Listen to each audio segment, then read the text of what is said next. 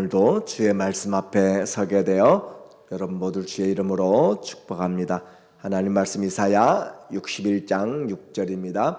오직 너희는 여호와의 제사장이라 일컬음을 받을 것이라.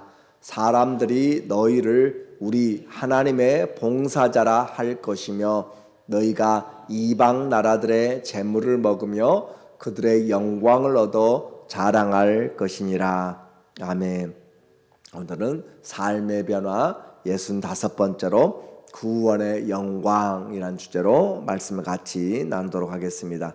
이사야, 우리는 마지막 부분을 지금 같이 보고 있는데 이사야 58장과 9장에서는 올바른 신앙에 대하여서 금식을 하는 것이 참 좋은 일이지만 올바로 흉악의 결박을 풀어주지 않고 용서하지 않고 생명을 살리지 못한 그런 금식은 하나님께 합당하지 않다라고 이야기하시고, 59장에서는 우리와 하나님 사이에 하나님의 능력이 없어서가 아니라 죄가 가로막혀서 하나님의 구원을 우리가 보지 못한다, 그렇게 회개를 요청하시고, 그리고 60장과 61장에서는 하나님이 빛이 너희에게 임하였으므로 이제 일어나서 빛을 발하라 라고 그렇게 말씀하세요. 성도는 세상의 빛이신 그리스도께서 비춰주심으로 우리의 삶이 새롭게 변화된 사람들입니다. 그리고 이제 61장에서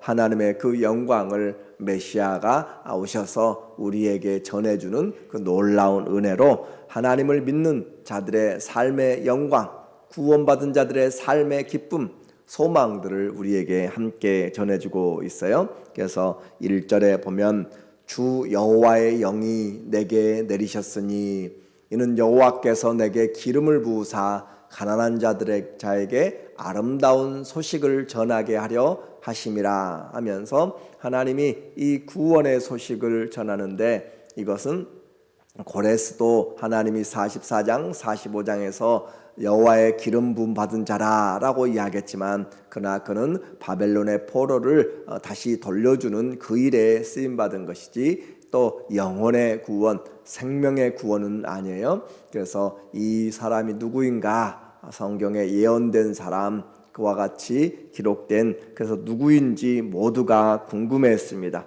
그리고 이 분이 바로 그냥 우리의 삶의 부분에서 용서만이 아니라 삶뿐만 아니라 우리의 영원한 생명까지, 죄까지, 그리고 우리의 구원까지 책임져주는 구원의 메시아, 곧 그리스도임을 우리에게 성경은 말해주고 있는 거죠. 그래서 당시에는 전혀 알지 못했고, 이사야인가 다른 선지자인가 또 고레스인가 너무도 그것도 후대의 일이기 때문에, 그러나 오늘 우리는 하나님의 말씀이 성취된 것을 보고 있다는 사실 자체가 너무 귀한 하나님의 은혜인 거죠.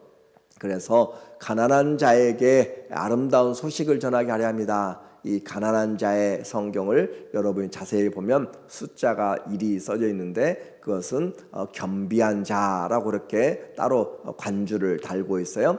육체적으로만 가난한 자 그런 의미가 아니라 마음이 가난한 자, 심령이 가난한 자라고 예수님이 그렇게 또 말씀하시죠. 그래서 하나님의 말씀을 들을 수 있는 자, 겸비한 자, 겸손한 자, 여호와께서 내게 기름을 부었다. 자, 여기에 보면 삼위일체 하나님의 메시아의 사역이 나오고 있어요.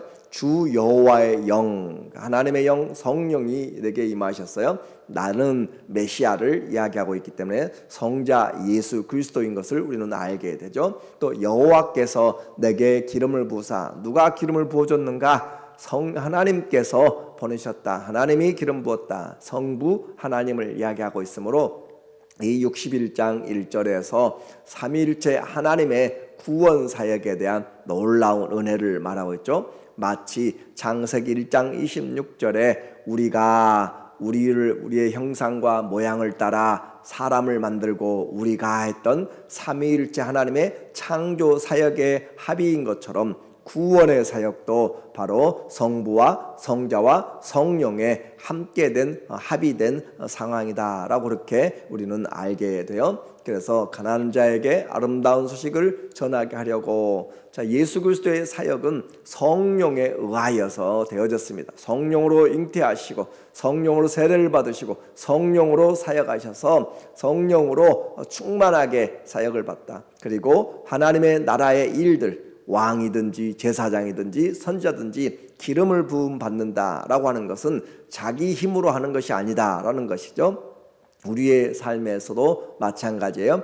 예수 그리스도를 믿는 사람들은 성령으로 말미암지 않고는 예수님을 주라 할 수가 없는 것이고, 모든 일에 주의 성령을 좇아서 할 때 우리가 하나님의 아들이라 딸이라, 하나님의 자녀들은, 하나님의 아들들은 성령을 따라서 사는 사람들. 그래서 성령이 없이는 사역도 아무것도 감당하지 못합니다. 그래서 우리가 구해야 될 것은 바로 내 영으로 하는 것이 아니라 주의 성령으로 해야 되기 때문에 주의 성령을 우리에게 충만하게 부어주소서. 너희는 성령의 충만을 받으라 라고 하시는 것은 우리의 삶의 가장 중요한 성도의 축복이고 시작인 거예요. 그래서 성령을 사모하는 우리 모두가 되었으면 좋겠습니다.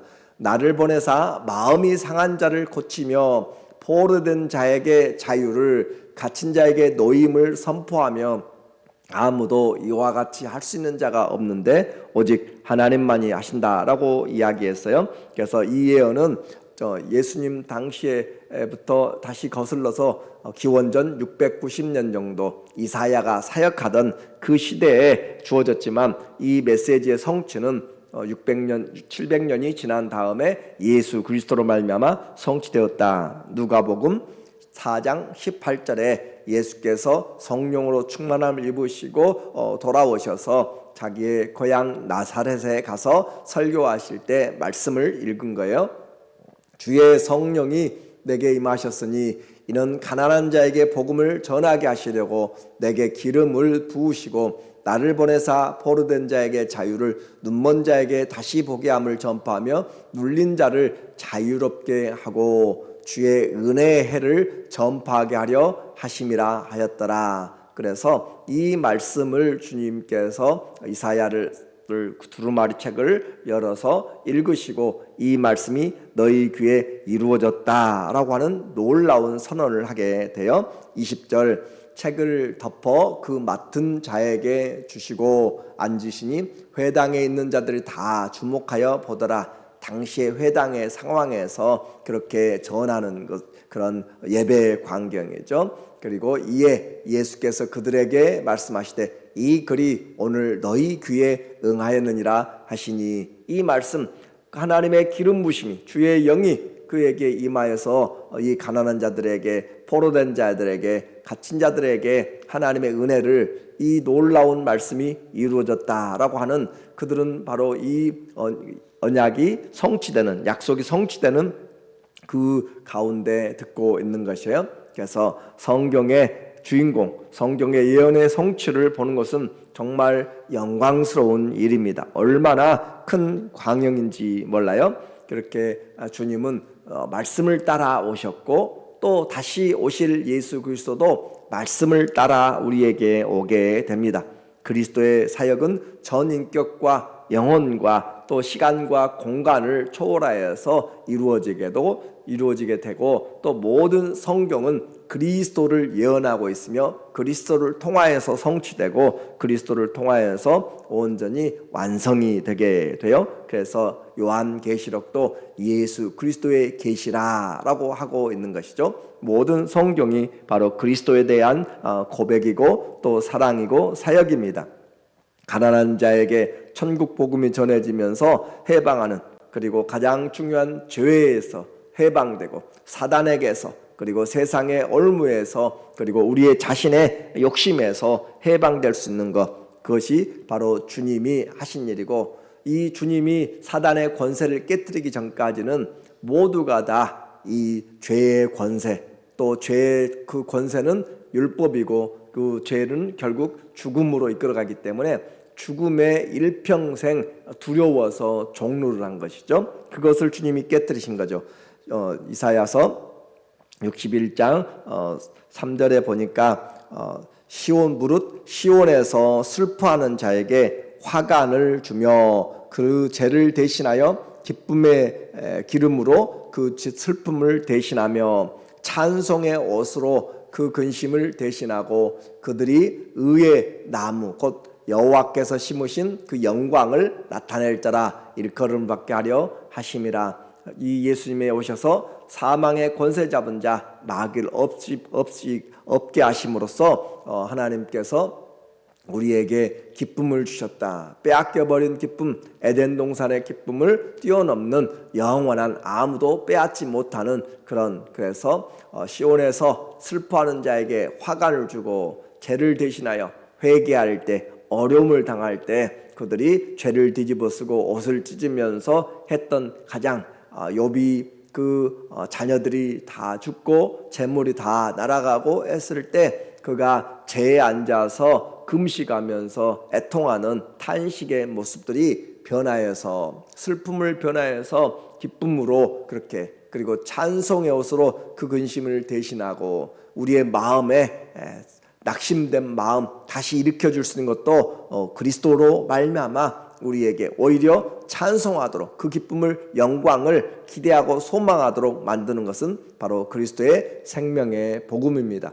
그들이 의의 나무 곧 여호와께서 심으신 그 영광을 나타낼 자라. 우리는 하나님의 영광을 나타낼 자. 그래서 너희는 가는 곳마다 평강을 전하라. 하나님이 주시는 평강. 그리고 그들은 어디를 가든지 강하고 담대하게 그렇게 사역을 하게 돼요. 우리 성도들도 마찬가지입니다.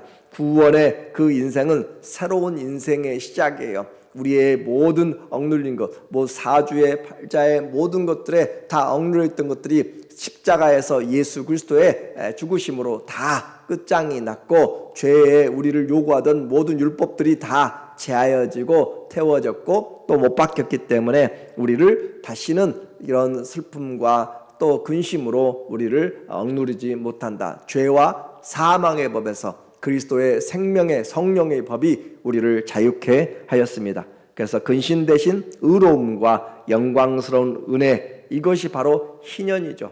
희년의 성취자입니다. 희년, 우리에게 일주일은 안식이라 그렇게 7일째를 이야기하고 또 1년 7년이 지나면 안식년이라고 이야기하는데 7년 그렇게 해서 안식년이 7번 지나가면 49년이 되고 그리고 그 안식년 다음에 50년을 희년 주빌리라고 그렇게 이야기해서 그 희년이 될 때 모든 종들이 돌아가게 되고 또 팔렸던 그런 땅들도 회복되게 되고 구원의 일들이 일어나게 되죠. 그래서 고엘이라고 이야기, 희년, 돌아가는 회복의 이야기를 말합니다. 그것을 바로 그리스도께서 우리에게 이미 이제 주신 것이에요. 우리에게는 하나님의 나라가 이미 왔고 또 오고 있는 과정이라 그래서 우리는 희년 안에 우리가 살고 있는 거예요. 그래서 주님은 우리에게 말씀한 거죠. 항상 기뻐하라. 쉬지 말고 기도하라. 범사에 감사하라. 우리는 희년을 살고 있고 희년을 또 더 풍성한 완성될 희년을 우리는 기대하는 거예요. 과거에 희년은 50년이라고 했습니다.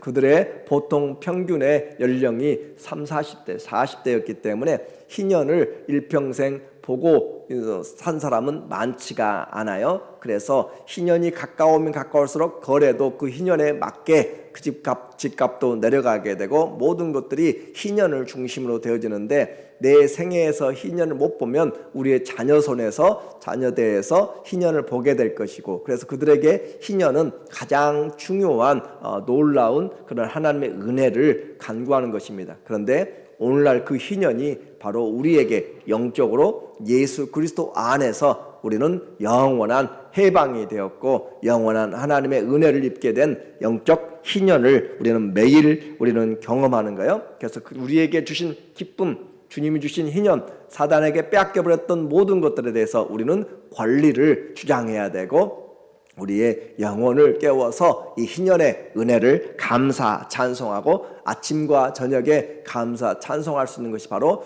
주님이 우리에게 주신 여호와의 영이 내게 임하여라고 하는 이 놀라운 복음의 말씀 안에 있습니다. 그래서 우리는 이 희년을 우리는 감사하고 선포해야 되는 것이 믿음으로 사는 거예요. 그런 자들에게 구원의 영광, 오늘 6절에 읽었던 내용이죠. 오직 너희는 여호와의 제사장이라. 여호와의 제사장, 열방을 향하여서 하나님이 누구신가, 그리고 세상에 그 죄 있는 자들을 하나님께 불러와서 그들의 죄를 위하여서 하나님께 제사 드리는 자. 그래서 바울은 로마서 15장 16절에서 우리를 복음의 제사장으로 삼으신 하나님께 감사한다. 우리를 복음의 제사장, 이방인들을 데려와서 그들을 하나님과 회복시키는 그런 복음의 제사장. 그래서 여호와의 제사장이라 일컬음을 받을 것이라.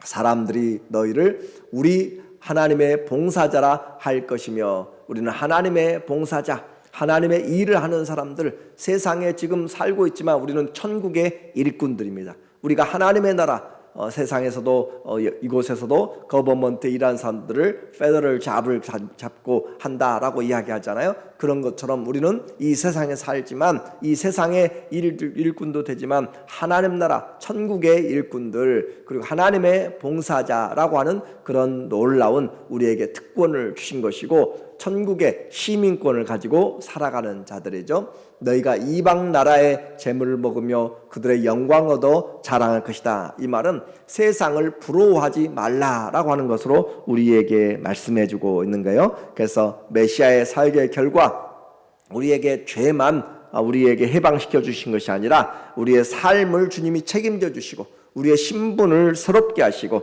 성도는 하나님의 봉사자로서 삶 자체가 모두가 다 하나님의 영광을 나타내는 자. 그래서 우리 안에 그리스도가 사시는 것으로 표현되는 것이 가장 중요한 클라이맥스죠. 이방인을 제물로 드린다고 했습니다. 그래서 이 베드로는 놀라운 축복을 향하여 베드로전서 2장 9절에 말하는 거예요. 그러나 너희는 택하신 족속이요 왕 같은 제사장들이요. 이 말은 왕인 제사장 그 말이에요. 그리고 거룩한 나라요 그의 소유가 된 백성이니 이는 너희를 어두운 데서 불러내어, 어두운 데 죄악이죠, 사망이죠, 그의 기이한 빛에 들어가게 하신 이 아름다운 덕을 선포하게 하려 하심이라. 우리의 사명이 뭔가, 우리의 신분이 뭔가, 우리의 장래해야 될 일들이 무엇인가를 분명하게 한 절에 표현하고 있는 이 베드로전서 2장 9절은 예수 그리스도로 말미암아 믿는 자들에게 가져온 우리의 신분의 변화와 사명의 그런 선언을 하고 있는 것이죠. 그래서 우리는 하나님 앞에 특별한 존재가 되어서 영원한 기쁨이 있고 하나님의 언약 속에서 복을 받는 자다. 우리는 아름다운 이 복을, 이 아름다운 이 하나님의 은혜를 선포하기 위해서 지금 구원받고 천국에 바로 가지 않고 또 이 시간에 또 이 시대에 살고 있는 것이고, 그래서 오늘 본문 8절에 무릇 나 여호와는 정의를 사랑하며 불의를 강탈을 미워하여 성실히 그들에게 갚아주고 그들과 영원한 언약을 맺을 것이라. 그렇게 언약을 맺는다, 메시아가 온다라고 했는데 그 모든 것이 그리스도로 말미암아 새 언약으로 다 이루어진 것을 우리는 지금 믿고 살고 있는 거예요. 그들의 자손을 문 나라 가운데, 그들의 후손을 만민 가운데 알리리니 무릇 이를 보는 자가 그들은 여호와께 복받은 자손이라 인정하리라. 우리는 그리스도의 복을, 하나님의 복을 받은 자들입니다. 그래서 이 복받은 자들의 찬송이 끊이지 않아요. 10절 보면 내가 여호와로 말미암아 크게 기뻐하며 내 영혼이 나의 하나님으로 말미암아 즐거워하리니 이는 그가 구원의 옷을 내게 입히시며 공의의 겉옷을 내게 더하심이 신랑이 사모를 쓰며 신부가 자기 보석으로 단장함 같게 하셨음이라. 그리스도께서 구원의 그 투구를 쓰시고 또 공의의 옷을 입으시고 그렇게 싸우셔서 이루어낸 것들을 우리에게 그리스도로 옷 입혀주신 거죠. 그리스도께서 가지신 권세를, 그리스도께서 가진 은혜를, 또 그리스도께서 받으실 상속자의 권한을 우리에게 다 넘겨주셨기 때문에 우리는 그리스도로 말미암아 새로운 하나님의 은혜를 받은 자. 그래서 범사에 우리는 감사할 수가 있는 것이고 하나님의 은혜를 열방 가운데 찬양할 수가 있어요. 11절 땅이 싹을 내며 동산이 거기 뿌린 것을 움돋게 함같이 주 여호와께서 공의와 찬송을 모든 나라 앞에 솟아나게 하시리라. 이 말씀을 들었던 이사야 당시의 사람들은 이 말이 도대체 무슨 말인지를 이해되지 않았지만 오늘 우리는 그리스도 때문에 성경의 빛 비추심 때문에 분명하게 알고 있음에도 불구하고 우리는 하나님의 그 은혜의 빛을 우리는 제대로 전하지 못하고 또 우리 가운데 있는 하나님의 그 큰 기쁨과 찬송을 노래하지 못한다면 복음으로 제대로 살고 있지를 않는 것이죠. 오늘 신앙 하나님을 믿음은 바로 성경을 진리의 말씀을 바로 믿고 성취된 그리스도를 믿음으로 이 땅에서 구원의 옷을 입고 또 의의 옷을 입고 살고 있는 사람들입니다. 한마디로 그리스도로 옷 입고 사는 사람들, 그래서 그리스도와 함께 정결한 신부가 되어서 최고의 아름다운 영광을 우리에게 약속한 그 약속에 다시 오실 주님을 기다리는 그 재림의 신앙으로 사는 거예요. 과거 조상들이 나는 죽어도 우리 자녀들이 희년이 온다면 얼마나 기쁠 것인가 꿈꿨던 것처럼 오늘 우리에게는 이미 예수 그리스도로 말미암아 영적인 희년이 왔고 또 그 희년이 우리 자녀들에게도 그들이 믿음으로 이제는 시간만 가면 되는 50년이 아니라 그들이 믿어야 할 때 믿을 때 희년이 이루어지게 되는 놀라운 하나님의 언약이 되었습니다. 그래서 이 영원한 새 언약의 주인공인 우리에게 하나님의 영의 직분을 맡겨주셨고 제사장으로 하나님의 봉사자로 나라와 백성으로 주신 믿음 끝까지 충성하여서 은혜와 찬송과 하나님이 우리를 지으신 일을 찬양하는 증인의 삶을 사시기를 예수님의 이름으로 축원합니다. 아멘. 기도합니다. 하나님 아버지, 오늘도 우리에게 생명과 영원한 영광, 구원의 영광을 보여주셔서 감사합니다.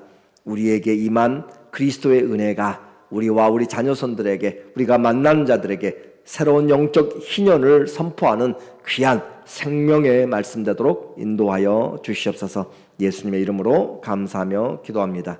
아멘.